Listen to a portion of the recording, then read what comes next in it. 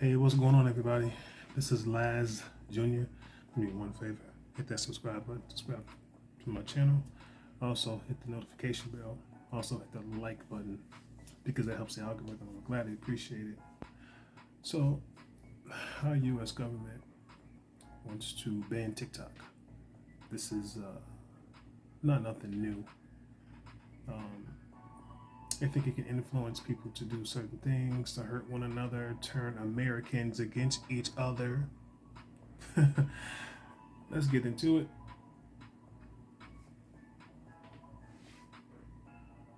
The head of the FBI says TikTok screams of national security concerns. His warning comes as the White House is backing a bill that would let it ban the Chinese-owned app here in the United States. The legislation covers foreign-based technologies that pose a security risk. TikTok says millions of Americans use it to spread US values around the world. But some lawmakers here fear China could use TikTok against the US.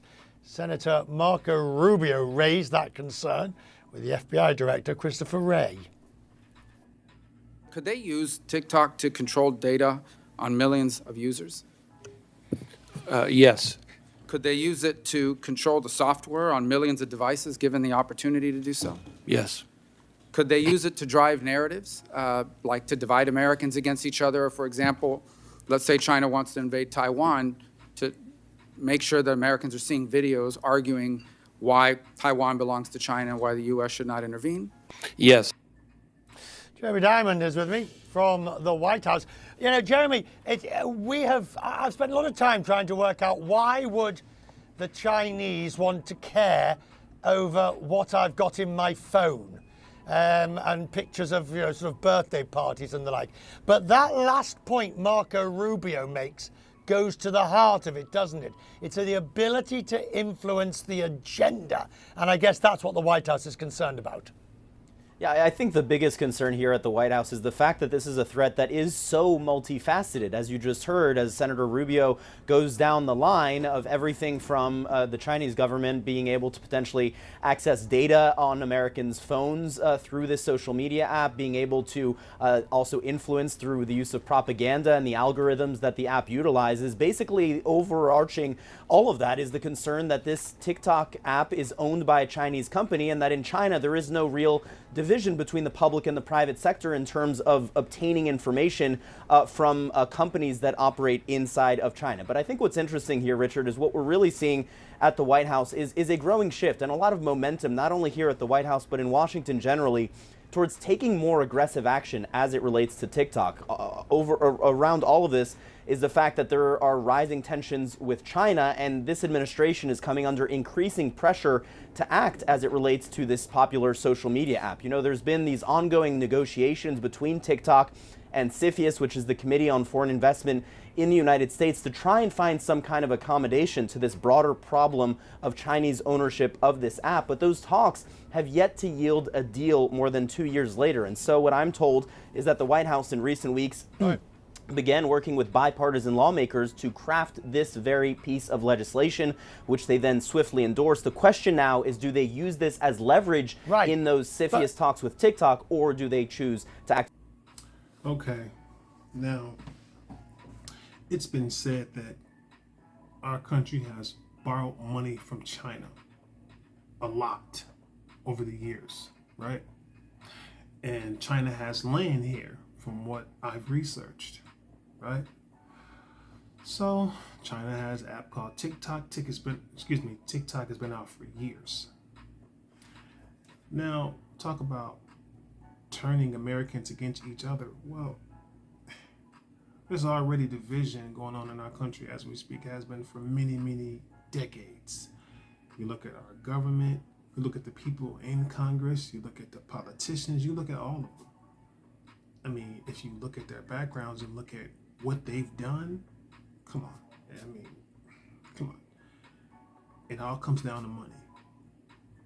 And TikTok, China owns it, and hey, it is what it is. People use it, I use it, and they're going to do what they're going to do. Whether they want to outlaw this bill outlaw TikTok, whatever the case is. They can have an app, but you want to tear it, you want to get rid of the app, but you can borrow money from them. It doesn't make any sense at all. So, spying, think about this. Obama passed the bill to where we don't have any privacy on our cell phones. So you want to talk about privacy? Are you kidding me right now? Are you kidding me right now? Our government could look at our phones and know what we do and know who we texted and look at the pictures and videos, but China can't, but our government can't. It's all wrong across the board. All of it. You understand what I'm saying? It's all wrong. It ain't right to be invading somebody else's privacy, because they're looking at that like, whoever has it, TikTok, it's a threat. They're looking at the content that's on there too. Okay. Well, other platforms, they have unit guidelines, just like TikTok has unit guidelines. What you can and can't do, what you can and can't say, pictures and videos you can and can't post. So at the end of the day, this is the situation. This is what it is. You want to try to ban it and do all those things? Hey, go right on ahead. We'll see what happens. I'm going to get back into it for a little while, then I'm going to shut it down. Excuse me. Let's get back into it. To act unilaterally with these new powers that they could get. Yeah, but if they get the powers, will they use them?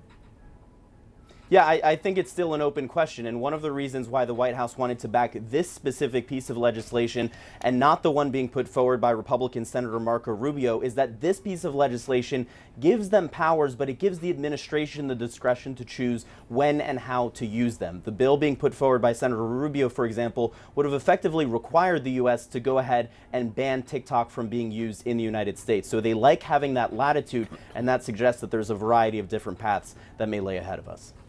Jeremy, thank you. At the White House, some Democrats have urged their colleagues. You want to talk about leverage? Going back to what I said before, money. How much money have our country, our government, borrowed from China?